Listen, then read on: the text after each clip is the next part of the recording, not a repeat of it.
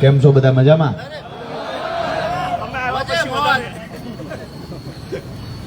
તમારો આકલો જોઈને મને મજા જ આવ્યા કરે છે. વિસાવદરની ચૂંટણી દરમિયાન જ્યારે જ્યારે સભાઓ સંબોધવામાં આવી, જેટલી સભાઓમાં હાજરી આપી, સામેથી જે લોકોમાંથી વળતો જવાબ અને પડકારો આવતો, વિસાવદરની ચૂંટણી પછી આજે કંઈક અમદાવાદની અંદર આ પડકારો પહેલી વાર જોયા. ખાસ કરી અને આ પડકારો કાઠિયાવાડનો પડકારો છે. અહીંયા મેં જોયું, અહીંયા સભાની શરૂઆત થઈ, હું આવ્યો એટલે મેં જોયું કે આ પડકારો અલગ માટીમાંથી પેદા થયેલા લોકોનો પડકારો છે. અને અહીંયાથી મેં જોયું સામે દાદા કાઠિયાવાડી પોશાક પહેરીને બેઠા છે. ખાસ કરી અહીંયા મંચસ પર બિરાજમાન મારી પહેલાના વક્તા ભાઈ શ્રી વિક્રમભાઈ દવે, ભાઈ શ્રી કવિ હૃદય અમૃતભાઈ મકવાણા, અહીંયા બેઠેલા બેન શ્રી પ્રીતિબેન અને બહેનોની ટીમ સાથે જ નામ લેવાના રહી જાય તો માફ કરજો, પણ સમગ્ર આયોજન કરનારી ટીમ, અને એનાથી પણ વિશેષ મહત્વ જેનું છે કે અમને અને કાર્યકર્તાઓને જેને ઉજળા કરવાનું કામ કર્યું છે, આજે આ નિકોલની સભામાં પરિવર્તનના સંકલ્પ સાથે મોટી સંખ્યામાં આપ સૌ ઉપસ્થિત રહ્યા છો, ત્યારે આપનું રાજુ કરપડા હૃદયથી સ્વાગત કરું છું.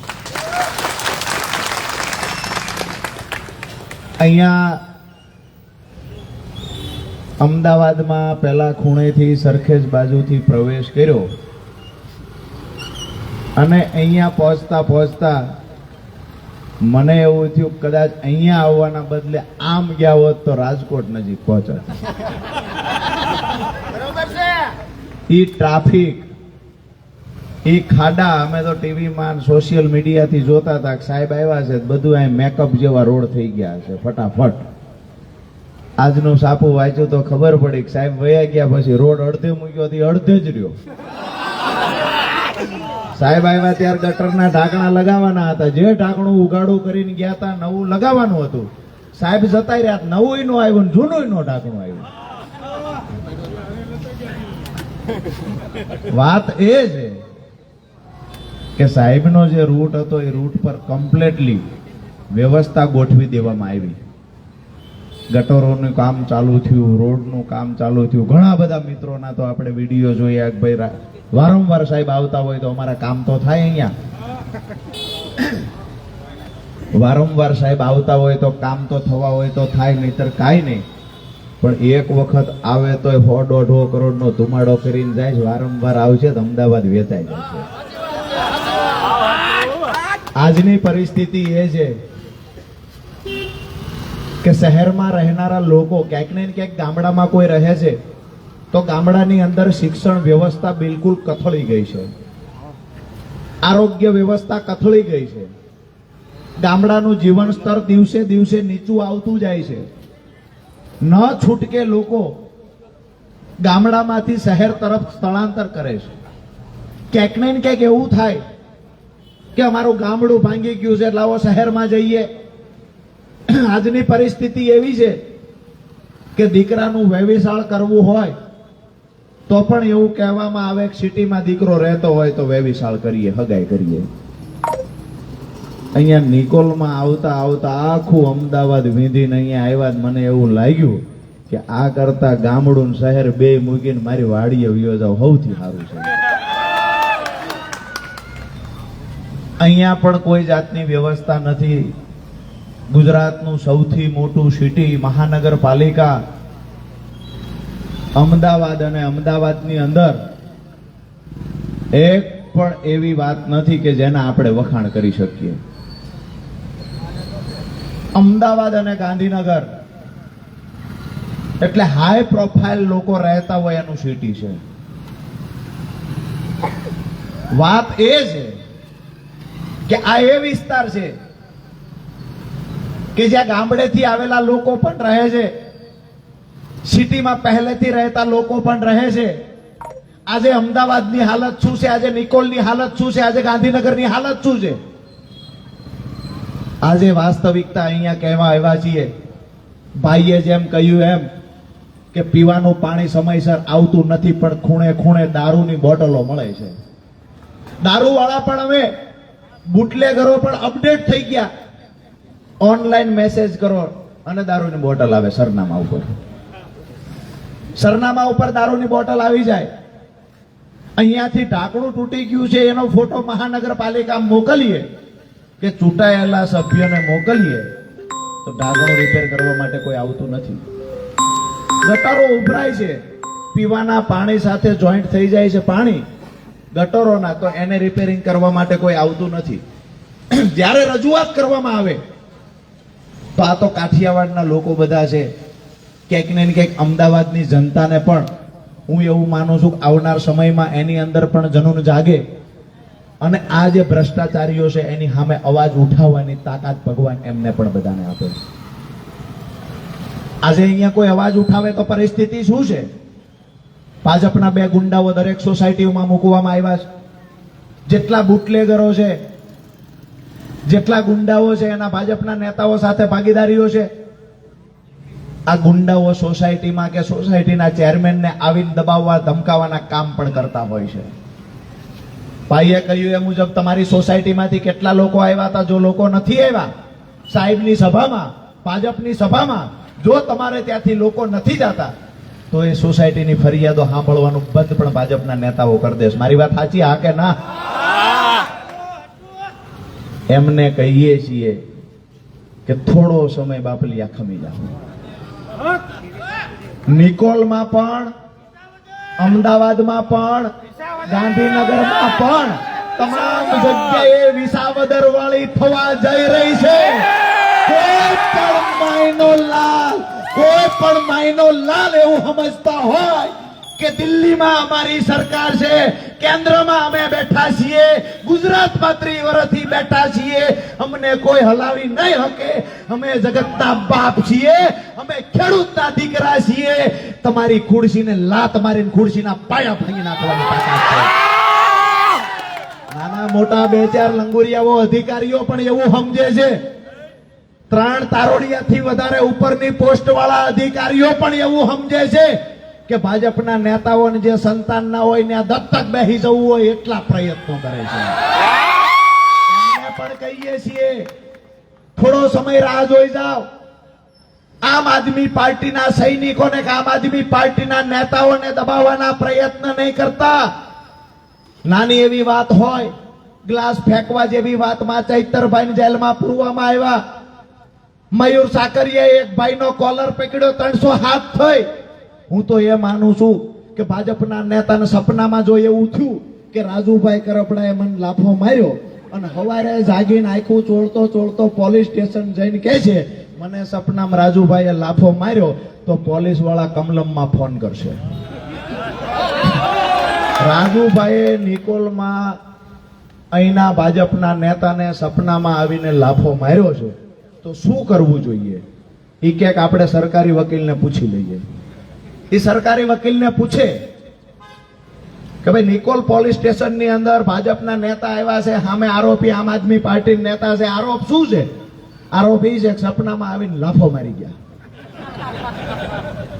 વકીલને પૂછી અને ફરિયાદ નક્કી થાય કે એ લાફો રાજુભાઈએ માર્યો, એ સપનું ન હોત, કદાચ સાચું હોત અને એ લાફો મારવાથી ભાજપના નેતાનો દાંત જો પડી ગયો હોત અને સમયસર દવાખાને ન ગયા હોય, વધારે લોહી નીકળે તો એ ભાજપના નેતા કદાચ મરી જાત.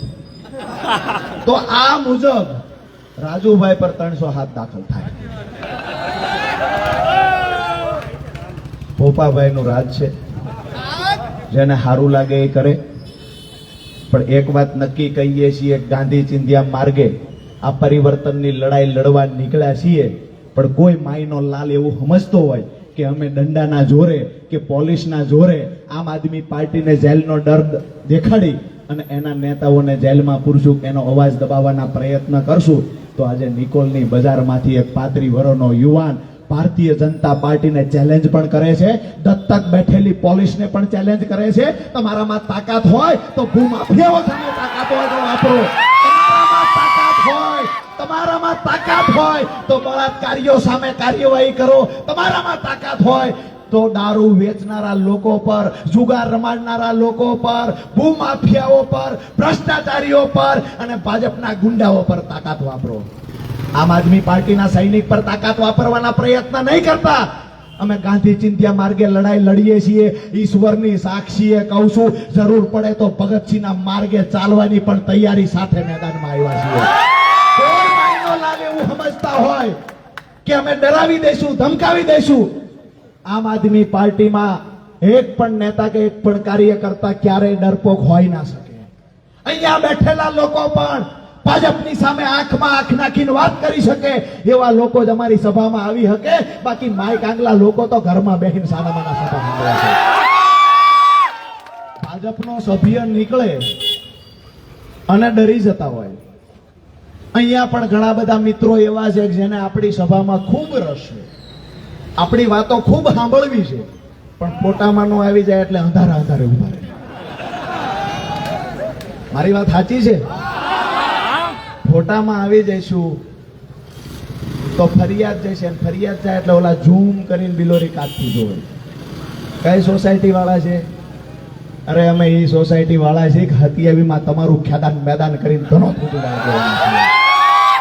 સોસાયટીમાં આવીએ છીએ. અમે પરસેવાના કમાણીના પૈસા કમાયા છીએ, પરસેવાની કમાણીનું અનાજ ખાઈએ છીએ. અમે ડંકાની ચોટ પર કહીએ છીએ કે હરામનો અને પાપનો પૈસો અમારા પેટમાં ક્યારેય ગયો નથી. અને ભ્રષ્ટ ભાજપના નેતાઓ જે હરામનો અને પાપનો પૈસો રોડ ખાઈને પૈસા ભેગા કર્યા, ગટરો ખાઈ ગયા, નાળા ખાઈ ગયા, ડામર ખાઈ ગયા, ખાઈ ખાઈને ધરાતા નથી. અમારા સુરેન્દ્રનગરમાં શૌચાલય, સંડાસ, બાથરૂમ ખાઈ ગયા. સુરેન્દ્રનગરમાં 100 કરોડના સંડાસ બાથરૂમ ભાજપના નેતાઓ ખાઈ ગયા. 100 કરોડ રૂપિયાના.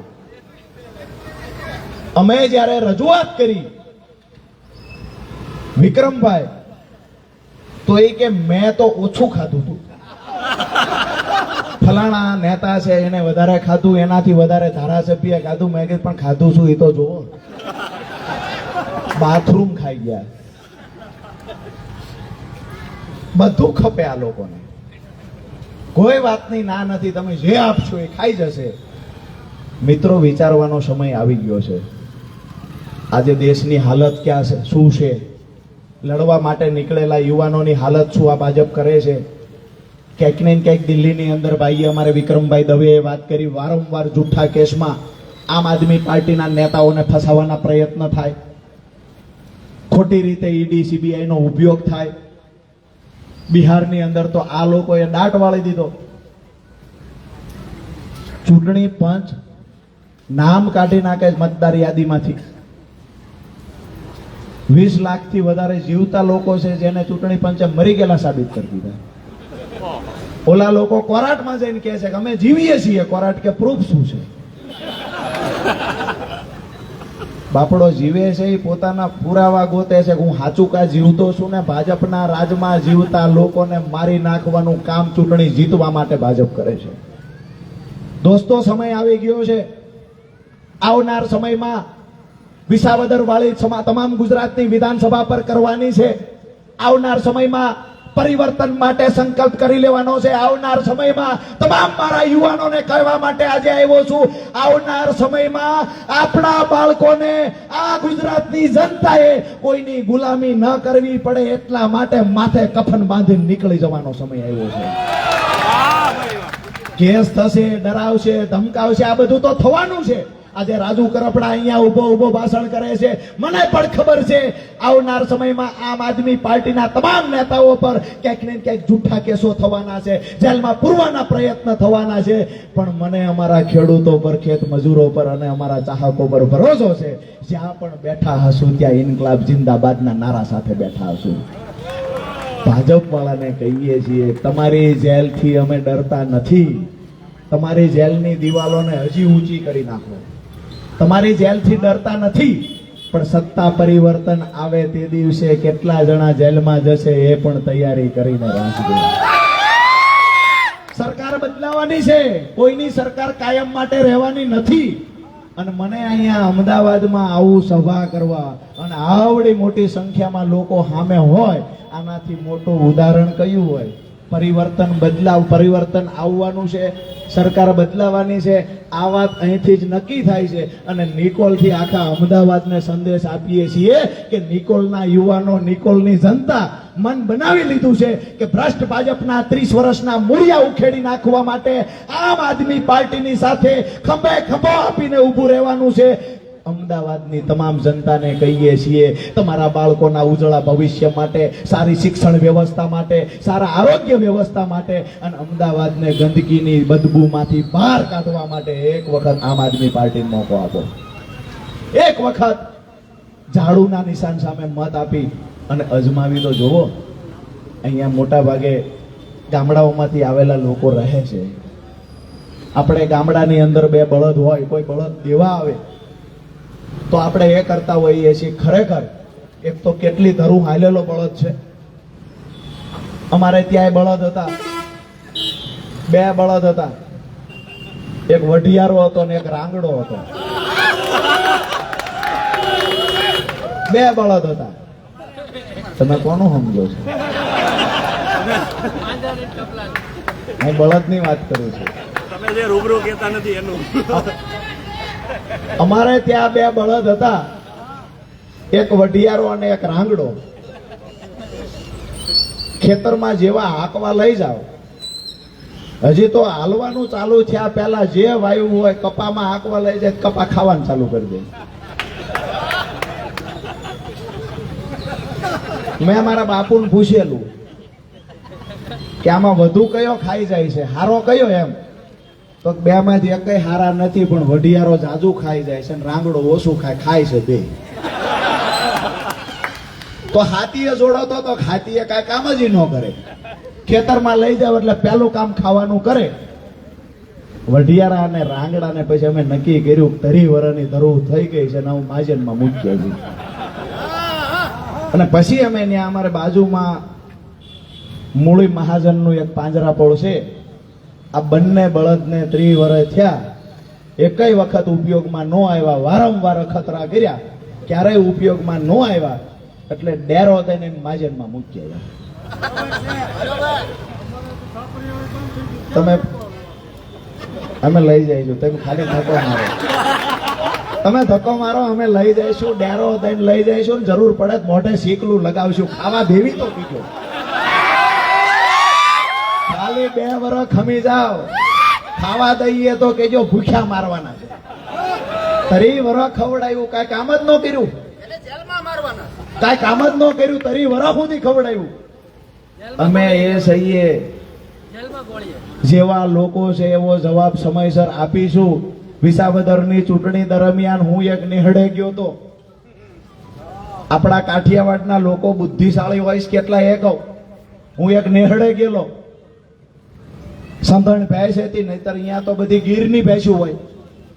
સંધણ ભેંસ દોતા તા ગોવાયથી દોવા ઉભા થયા. મને કે ચા પીને જાઓ, આ ભેંસ હું દોઈ લઉં.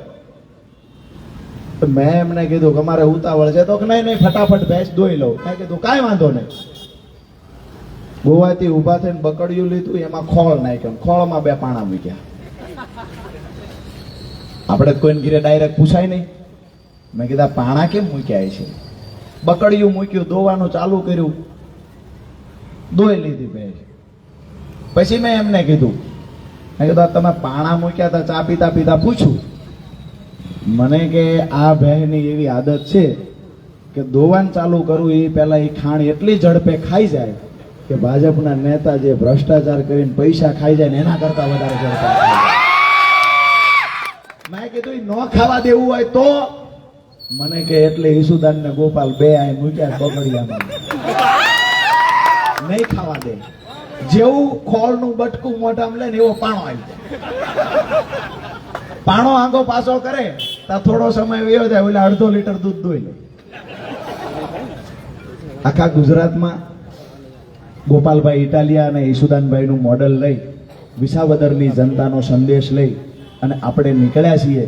મારી વાત પૂરી કરતા પહેલા જે વિસાવદરની જનતાએ સંદેશ આપ્યો છે એની પણ ટૂંકમાં વાત કરી દઉં કે કોઈનાથી ડરવાનું નહીં, કોઈનાથી ઝૂકવાનું નહીં. સામે ગમે એવડી તાકાત હોય, ભાજપની પાસે તંત્ર છે, ભાજપની પાસે મંત્રીઓ છે, ભાજપની પાસે ધારાસભ્યો છે, ભાજપની પાસે સંગઠન છે, પણ લોકોની તાકાત શું છે આ કોઈએ બતાવવાનું કામ કર્યું હોય અને ભારતીય જનતા પાર્ટી દુનિયાની સૌથી મોટી પાર્ટી હોવાનો ડોળ કરે છે, એના ગાલ પર સણ તો કોઈએ તમાશો માર્યો હોય તો વિસાવદરની જનતાએ માર્યો છે.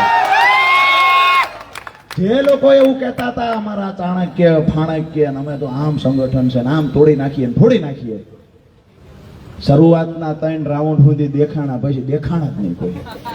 મંડીઓ ટેકી ગયા. કાઉન્ટિંગના દિવસે માત્ર ને માત્ર આમ આદમી પાર્ટી વાળા ને પોલીસ વાળા 2 જ હતા. પોલીસ વાળા એ દિવસે સમજી ગયા ખાડું હવે પવન બદલાણો તો આપણે ઘોડી ફેરવી નાખો. માત્ર વિસાવદરમાં નહીં, પોલીસના મિત્રોને વિનંતી કરીએ, આખા ગુજરાતનો પવન બદલાણો છે, ઘોડી ફેરવી નાખજો. આવનાર સમયમાં ગુંડાઓ સામેની લડાઈ આમ આદમી પાર્ટીના સૈનિકો લડશે. ક્યારેય કોઈને ડરાવવા ધમકાવવાના પ્રયત્ન થાય તો એના ઘરની બહાર ચટ્ટાન બનીને આમ આદમી પાર્ટીનો સૈનિક ઉભો રહેશે. સ્માર્ટ મીટરના નામે જે ઘરને લૂંટવાના પ્રયત્ન થાય છે, ક્યાંક ને ક્યાંક તમારા ઘરમાં ખાતર પાડવાનો પ્રયત્ન પણ સ્માર્ટ મીટરના નામે થાય છે.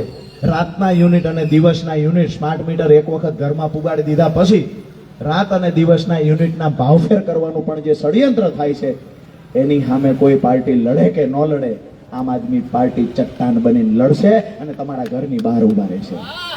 જ્યારે પણ તમને એવું લાગે અહીંયા બેઠેલા આમ આદમી પાર્ટીના સૈનિકનો સંપર્ક કરજો. કોઈ બળજબરી પૂર્વક સ્માર્ટ મીટર લગાવવા માત્ર નિકોલમાં નહીં, ભાજપને કાયમી મત આપતા હોય એવી સોસાયટીને પણ જો પરાણે સ્માર્ટ મીટર લગાવવા આવે તો એમના માટે પણ અમારી ટીમ રાત દિવસ એક કરીને લડવાનું થાય એવડી લડાઈ લડશે. ગુજરાતમાં વિપક્ષ તરીકે જે અમારી ભૂમિકા અદા કરવાની હતી એમાં અમે ક્યાંય કમી નથી છોડી. જે દિવસે અમારો એક પણ ધારાસભ્ય નહોતો એ દિવસે પણ અમે વિપક્ષની ભૂમિકા અદા કરી છે. એક પછી એક પેપરો ફૂટતા હતા.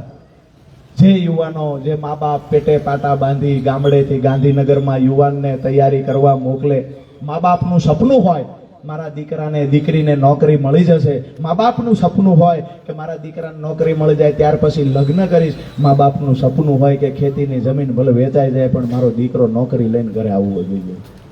આ સપના તોડવાનું કામ કોને કર્યું? એક પછી એક 10 વખત પેપરો ફૂટ્યા, યુવાનોના સપના તૂટ્યા. ક્યાંક ને ક્યાંક મા બાપે જે પરસેવાની કમાણી કરી અને જે યુવાનોને ભણાવવા માટે પૈસાનો ખર્ચ કર્યો હતો, આ પૈસા પણ પાણીમાં ગયા. સરકારમાં બેઠેલા ધારાસભ્યો, સરકારમાં બેઠેલા સાંસદ સભ્યો જેને ગામડામાં જેઠની સસરાની જેવી રીતે બહેનો લાજ કાઢે એવી રીતે તમામ ધારાસભ્યો અમિતભાઈની, નરેન્દ્રભાઈની લાજ કાઢે છે. બોલવાની સ્વતંત્રતા નથી અને અમે ડંકાની ચોટ પર કહીએ છીએ પાણી ન આવતું હોય એક વખત બોલો, હિંમત બતાવો, તમારામાં તાકાત હોય, તમે લાજ ન કાઢતા હોય તો. બીજું કે અમારા સૌરાષ્ટ્રમાં લાજ મુકાવવાનું પણ કામ કરે. 100 રૂપિયા દઈને કે હવે તમે બેન લાજ મૂકી દો. ધારાસભ્યોને આવનાર સમયમાં લાજ મુકાવવાનું કામ આપણે કરવાનું છે. એને લાજ મુકાવી દઈશું, આવનાર સમયમાં લડશું. જે વાત હું કરતો કે પેપરો ફૂટ્યા તો કોંગ્રેસ મુખ પ્રેક્ષક બનીને જોઈ રહી. પેપરો ફૂટ્યા, ભાજપના ધારાસભ્યો મૂંગા થઈને બેહી રહ્યા. શિસ્ત અને પ્રોટોકોલના નામે ક્યાંક ને ક્યાંક ભાજપના ધારાસભ્યો લાજ કાઢીને બેહી રહ્યા. એ સમયે ઈસુદાન ગઢવી, ગોપાલ ઇટાલિયા, અમારી મહિલાઓ સાથે પ્રવીણ રામ સહિત અમારા 67 નેતાઓ કમલમમાં રજૂઆત કરવા ગયા અને જૂઠા કેસમાં એમને સાબરમતી જેલમાં મોકલવામાં આવ્યા. ગુજરાતનો ઇતિહાસ જોઈ લ્યો. પ્રદેશ પ્રમુખ કોઈ પાર્ટીનો જેલમાં ગયો હોય એ પહેલી ઘટના હતી. ઈસુદાન ગઢવી 12 દિવસ સાબરમતી જેલમાં રહ્યા, ગોપાલ ઇટાલિયા 12 દિવસ સાબરમતી જેલમાં રહ્યા. અરે 27 જેટલી અમારી બહેનો 6-7 દિવસ જેલમાં રહે. કારણ એક જ હતું કે યુવાનોના પેપર ફૂટશે તો અમે મૂંગા થઈને નહીં બેહીએ, યુવાનોના પેપર ફૂટશે તો અમે બોલશું ખરા, લડશું ખરા અને જરૂર પડે તો કમલમનો ઘેરાવ કરશું. અને એ બતાવીને પણ આમ આદમી પાર્ટીએ અમદાવાદ, ગુજરાત અને ગાંધીનગરની જનતાને, ખાસ કરીને યુવાનો અને જે લોકોના પેપર ફૂટ્યા હતા એના મા બાપને ખાસ કરીને બતાવ્યું છે કે અમે લોકો અહીંયા છીએ. આમ આદમી પાર્ટી મજબૂતાઈથી લડવા તૈયાર છે. કોઈ પણ કઠિન સમસ્યા હશે, જેવડો પણ સંઘર્ષ કરવાનો થશે, આમ આદમી પાર્ટી મજબૂતાઈથી ભાજપના ગુંડાઓ સામે લડશે, ભાજપની પોલીસ સામે લડશે અને ભાજપના અંગૂઠા સાફ નેતાઓની સામે આમ આદમી પાર્ટીનો ભણેલો ગણેલો યુવાન લડશે. આવનાર સમયમાં વિસાવદરની અંદર ક્યાંક ને ક્યાંક ગોપાલભાઈને ચેલેન્જો આપવાની પણ એક રાજનીતિ શરૂ થઈ.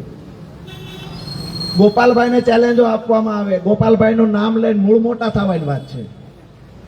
ગોપાલભાઈનું નામ લેવાનું, ચેલેન્જ આપવાની, એમાં ગોપાલભાઈને ક્યારે નવરાય છે, કોઈની વાહે રાજીનામા દેવા જશે. એ પાછા એ માણા રાજીનામા માંગે, જેના વિસ્તારમાં હું 2 દી પહેલા ગયો, 15 ગામમાં પીવાનું પાણી નથી આવતું. એટલે ભાઈ ચેલેન્જ કરવી છે તો એ કરો ને, કે પીવાનું પાણી કેમ નથી આવતું, પીવાનું પાણી હું લાવી દઈશ, આવી ચેલેન્જ નથી કરવાની. બાકી રહેતી હતી તો ઘરનો માણા ફૂટ્યો અને બીજા દીએ રેકોર્ડિંગ આવ્યું, આપણે રાજીનામું દેવાનું નથી, કે આપણે આ બધી મજા હતી, તમે આવજો કે 10 ગાડીઓ લઈને.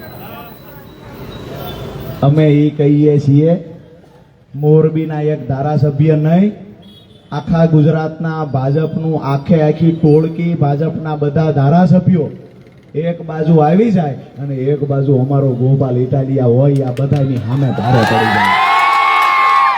એકલો યોદ્ધો આ બધાની સામે ભારે પડી જાય અને બાકીની જે ટીમ છે એને કહીએ છીએ કે પછી ઉપરનું જે તમારી મોટી ટોળકી છે સાંસદો વાળી, એને લઈ આવો. ઈશુદાન ગઢવી, પ્રવીણ રામ, મનોજ ચોરટિયા અને આ સામે રહેલા સૈનિકો એમની સામે પણ લડી લેવા તૈયાર છે. આવનાર સમયમાં દોસ્તો, પરિવર્તન શા માટે જરૂરી છે, શિક્ષણની આજે હાલત શું છે, આપણા શહેરની હાલત શું કરવામાં આવી છે, ક્યાંક ને ક્યાંક ધર્મના નામે વાડા પાડવામાં આવ્યા, ક્યાંક ને ક્યાંક જાતિના નામે વાડા પાડવામાં આવ્યા, પણ આપણા બાળકોનું ભવિષ્ય શું છે? મત દેતી વખતે એક વખત વિચારજો કે આપણા ઉપર દેવું કેટલું છે. મત દેવા જતી વખતે વિચારજો કે આપણા ઘરમાં બાઇક છે, ગાડી છે ને આપણો ફ્લેટ છે, EMI દર મહિને કેટલું આવે છે, એક વખત વિચારજો. દોસ્તો, મારી સામે મોટા મોટા બિલ્ડિંગો દેખાય છે. હું દાવા સાથે કહું છું, દરેક પરિવાર ક્યાંક ને ક્યાંક લોન પર ફ્લેટમાં રહે છે, પોતાના ઘર પણ લોન પર છે અને આ પરિવારો દર મહિને 1 તારીખ આવતા માંડ નેવાના પાણી મોભે ચડાવે એવી રીતે કરકસર કરીને હપ્તો ભરવાનું કામ કરે છે. મારી વાત સાચી છે? EMI ઉપર આખું ઘર ચાલે છે, રૂપિયો દિવસે દિવસે નાનો થતો જાય છે. જવાબદારી જેની હતી ભ્રષ્ટાચાર રોકવાની, હજુ આટલા ભ્રષ્ટાચાર થયા તોય ભાજપના નેતા ભાષણના શરૂઆતમાં એમ કે અમારી ઉપર ભ્રષ્ટાચારનો એક પણ દાગ લાગ્યો નથી. આ બચુભાઈ ખાબડે કાંડ કર્યું એને શું કહેવાય? બચુભાઈ ખાબડે કર્યું એને શું કહેવાય? સુરેન્દ્રનગરમાં શૌચાલય ખાઈ ગયા એને શું કહેવાય? રોડ ખાઈ ગયા, નાળા ખાઈ ગયા, બધું શું કર્યું? ભાજપના નેતાઓએ ભ્રષ્ટાચાર સિવાય કાંઈ કર્યું નથી. અને કોઈ એવું કહેતું હોય કે અમે હરિશ્ચંદ્રના ગાડામાંથી ઉતર્યા છીએ, 35 વર્ષનો યુવાન ચેલેન્જ કરવા આવ્યો છે, કઈ યોજનામાં ભ્રષ્ટાચાર નથી થયો, ભાજપનો નેતા નિકોલની બજારમાં આવે ચર્ચા કરવા, પુરાવા આપવાની તૈયારી રાજુ કરપડાની છે. હિંમત હોય તો આવી જાઓ, હિંમત હોય તો સામે આવી જાઓ. બાકી મીડિયા સામે આવીને વાહિયાત વાતો કરવાની, પાછું ટીવી ચેનલને કહેવાનું આપ વાળો કોઈ અંદર ન આવવો જોઈએ. જેવી રીતે સરદારજી ગામમાં આવે અને ઓલા ભૂંડલાઓ ભાગે, એવી રીતે આપ વાળાને ભાળે અને આખી ટોળકી ભાગે. ટીવી ડિબેટમાં અમને જોઈ જાય તો કે અમે આમની હારે નહીં બેહીએ. કેમ? અમે પાકિસ્તાનથી આવ્યા છીએ, અમે નહીં બેહીએ. ઉપર રજૂઆત કરવામાં આવી, મુખ્ય પ્રવક્તા અને ટીવી ચેનલો વાળાએ રજૂઆત કરી કે કેમ નહીં બેહો, કારણ શું? તો કે એમને બોલવાનું ભાન નથી. એટલે ભાન છે તમારા અંગૂઠા સાફ છે ને અહીંયા ભણેલા છે એટલે તમારું ભેગું થતું નથી. ભેગું થાય એવું નથી. ટીવી ચેનલ થી ભાગે, અમે કહીએ જાહેરમાં ચર્ચા કરવા આવો લોકહિત માટે તો ત્યાંથી ભાગીને જવાના છો ક્યાં? મહાનગરપાલિકાની એ ચૂંટણી આવે છે અને 2027માં ઇતિહાસ લખાવા જઈ રહ્યો છે. આપ સૌનો ખૂબ લાંબા સમયથી સાંભળવા બદલ અને ખૂબ પ્રેમ આપવા બદલ આપ સૌનો હૃદયથી આભાર માનું છું. પણ એ ગીરની ગર્જના સાથે ભારત માતાની જય બોલાવવાની છે કે અહીંયાથી અવાજ કોબા સુધી જવો જોઈએ.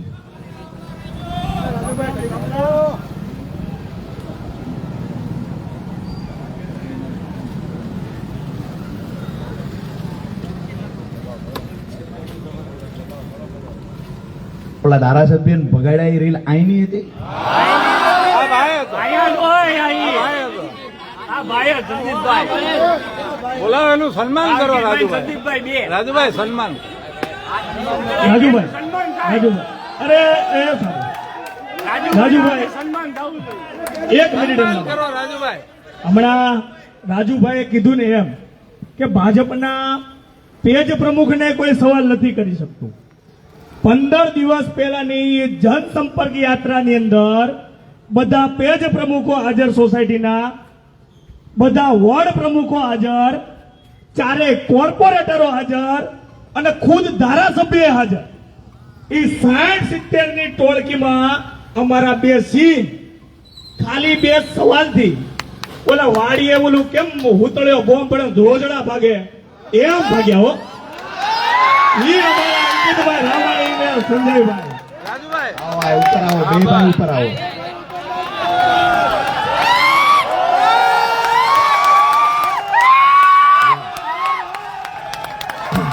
હવે જોરદાર તાળીઓથી બે ભાઈનું સન્માન થવું જોઈએ.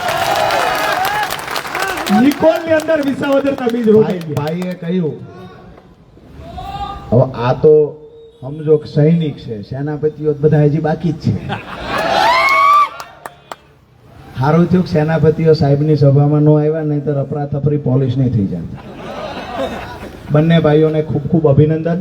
આવનાર સમયમાં જ્યારે પણ ખોટી વાહિયાત વાતો કરવા ભાજપના નેતાઓ આવે ત્યારે એને સવાલ કરવો ખૂબ જરૂરી છે. સવાલ પણ કરવા જોઈએ, જવાબ પણ માંગવા જોઈએ. દરેક મુદ્દાને લઈ અને સ્થાનિક પ્રશ્નોને લઈ અને સવાલ થવો જોઈએ. યુવાનો સવાલ નહીં કરે તો કોણ કરશે? તમામ યુવાનો સવાલ નહીં કરે તો કોણ કરશે? એક પેઢી હતી કે જેને ધર્મના, જાતિના વાડામાં વહેંચાવ્યા. આજે મને સૌથી વધારે નિકોલની સભામાં ખુશી એ વાતની છે, મારી સામે આટલી મોટી સંખ્યા છે, એમાં 90% યુવાનો છે. અને જ્યારે દેશમાં ક્રાંતિ આવી છે ત્યારે યુવાનો લાવ્યા છે. એ કોઈ ઉદ્યોગપતિના દીકરા નહીં, ક્યાંક ને ક્યાંક ગરીબ પરિવારમાંથી આવતા લોકો હોય કે ક્યાંક ને ક્યાંક ખેડૂતોના દીકરા હોય, જે ઉઘાડા પગે પણ ચાલ્યા હોય, રોડ પર પણ બેઠી જાય, પોતાના ફાટેલા તૂટેલા લુગડા હોય, પણ ઈમાનદારીથી અને પ્રમાણિકતાથી એ જનૂનથી લડતા હોય છે કે ક્રાંતિ કોઈના બાપથી રોકી શકાતી નથી, એવડી ક્રાંતિ એ લોકો લાવતા હોય છે. આપ સૌને આજની સભામાં ખૂબ પ્રેમ આપવા બદલ હૃદયપૂર્વક ફરી વખત ખૂબ ખૂબ આભાર માનું છું. અને આવનાર સમયમાં એક વાતની આજે ખાતરી આપીને જાઉં છું કે જ્યારે વિધાનસભાની ચૂંટણી આવે, કોઈ પણ કાર્યક્રમોમાં વ્યસ્ત હશું, પણ એક સભા આપણી નિકોલમાં ચોક્કસથી થશે. બીજી વાત સાથે સાથે એ કરું છું, ગોપાલભાઈ સાથે. ગોપાલભાઈ સાથે. બેયની અલગ અલગ કરશું નાના સાથે. તો બેયની ભેગી કરશું. ગોપાલભાઈને લેતા આવશું, સભા ભેગી કરીશું. સંખ્યાની જવાબદારી તમારી છે. નજર પૂગે ત્યાં સુધી સ્વયંભૂ જે ઉમટી પડેલું પબ્લિક છે, એ નજર પૂગે ત્યાં સુધી એ દિવસે જોવા મળવું જોઈએ. અને આવનાર સભા જ્યારે નિકોલમાં થશે, ત્યારે રાષ્ટ્રીય મીડિયાએ નોંધ લેવી પડશે, એની ખાતરી પણ આજે આપીએ છીએ. જે લોકો વાતો કરે છે કે સિટીની અંદર ભાજપનો ગઢ છે, આ ગઢના કાંગરા ફાંગરા દિવાલ બધું નિકોલમાં જ તોડવાનું છે. આપ સૌ તૈયાર છો? બોલો ભારત માતા કી જય! જવાન જય જવાન, વંદે વંદે. આપ સૌનો હૃદયથી ખૂબ ખૂબ ખૂબ ખૂબ આભાર.